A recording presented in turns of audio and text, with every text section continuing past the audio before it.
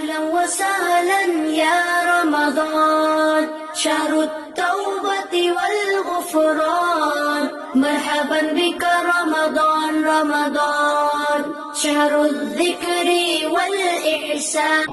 My dear brothers, my last advice and my reminder to you is that God gave us this particular fasting so as to enable us nurture and develop taqwa. And to develop taqwa, there are several things we need to do in order to develop what? Taqwa. But then, one of the basic things that we need to do to start nurturing taqwa, that God Almighty Allah also used the same way to develop a Rasul sallallahu alayhi wasallam, is tahajjud. Let's start with what? Tahajjud. Allah Azza wa Jal tells us that ليس البر أن تولوا وجوهكم ليس البر أن تولوا وجوهكم قبل المشرق والمغرب. Allah Azza wa Jal says ليس البر أن تولوا وجوهكم قبل المشرق والمغرب. It is not righteousness, neither it is taqwa for us to stand up in prayers, either turning to the east or turning to the west, or sit down to embark on azkars or any of the rituals. Rituals are not by themselves taqwa. Rituals are not by themselves taqwa. Rituals can lead to the nurturing of taqwa. It can lead to the acquisition of righteousness if and only they can lead to the following things that we are coming to mention. ولكن البر من آمن بالله. If only all that you are doing will lead to the increment of love, will lead to the increment of consciousness towards God Almighty Allah, will lead to the increment of reverence, will lead to the increment of respect, will lead to the increment of humility in front of God Almighty Allah. If all that you are doing will lead to the increment of khushur in front of God Almighty Allah, then that is what we call bir, righteousness. That is what we call taqwa. That is what we call honesty, sidq. ولكن البر من آمن بالله واليوم الآخر. And then believe in the hereafter.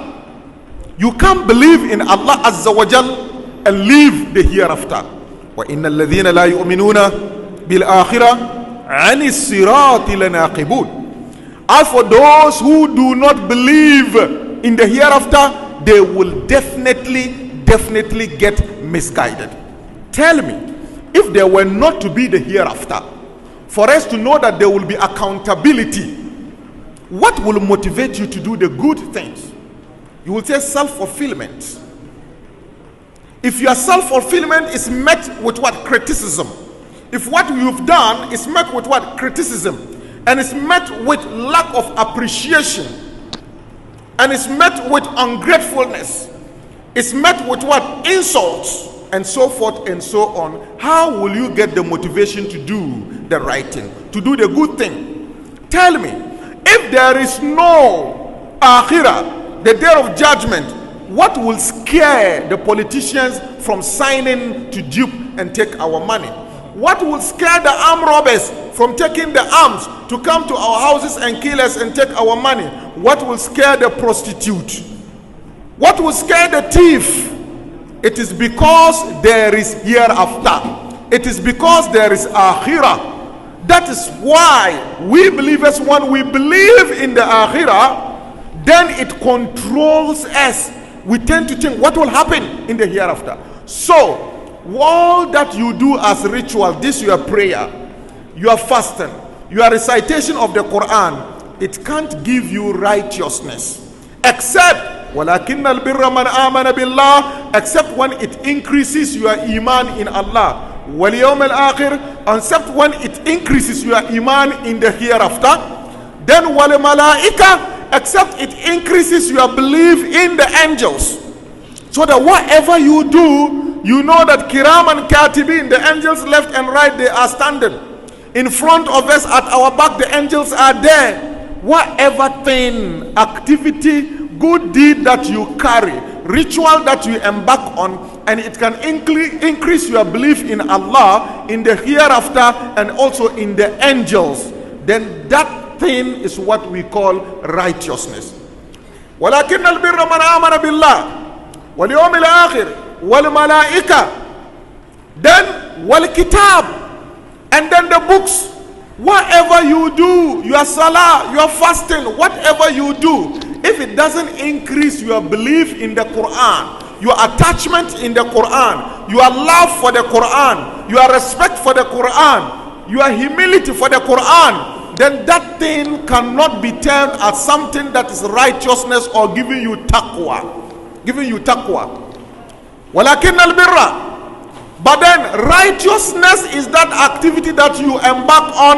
Man amana billah wal yawmil akhir wal malaika wal kitab, then wan nabiyyin, it is that one that will increase your love for the prophets. It will increase your belief in what? The prophet.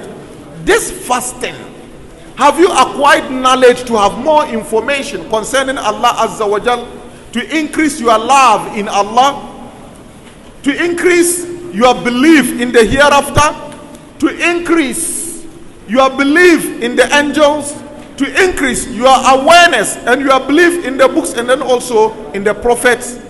Yes, anything at all that can lead to the increment of attachment, the bond between you and all these things, that is what we can refer to as righteousness, or what? Taqwa. Then the Quran continues to tell us, وَآتَ الْمَالَ عَلَى حُبِّهِ ذوي القربى واليتامى والمساكين وابن السبيل والسائلين وفي الرقاب. All that we have talked about, there are things concerning something that is hidden. Your love for Allah, your love for the Quran, your love for the hereafter, and your love for the angels, your belief in them is within you, nobody sees. And that is the root aspect of your taqwa. But then the outside, the behavior and the fruit of your taqwa, that people benefit from it. وَآتَ الْمَالَ عَلَى حُبِّهِ ذَوِي الْقُرْبَى وَالْيَتَامَى وَالْمَسَاكِينِ وَابْنِ السَّبِيلِ وَالسَّائِلِينَ وَفِي الرِّقَابِ. These are the fruit aspect of what your taqwa. You give out your wealth. Rasul sallallahu alaihi wasallam says, "Ala hubbihi," means that somebody who is still craving for money, somebody who fears for losing what? Money, somebody who is still in business. There are some of us, we are too old. We can see the grave, and for that matter, our love in money is even finished. We want to share everything. No, somebody who still has the love for what? Money, but he will remove that money. He will remove that money and withstand that pain, so that he will be able to treat his soul. He will be able to bring the soul down. For those who fear God Almighty Allah, whether their money is in abundance or their money is small, the Quran says they spend. الَّذِينَ يُنْفِقُونَ فِي السَّرَّاءِ. They spend, whether it is small or it is what? Plenty. They spend. So you remove your wealth.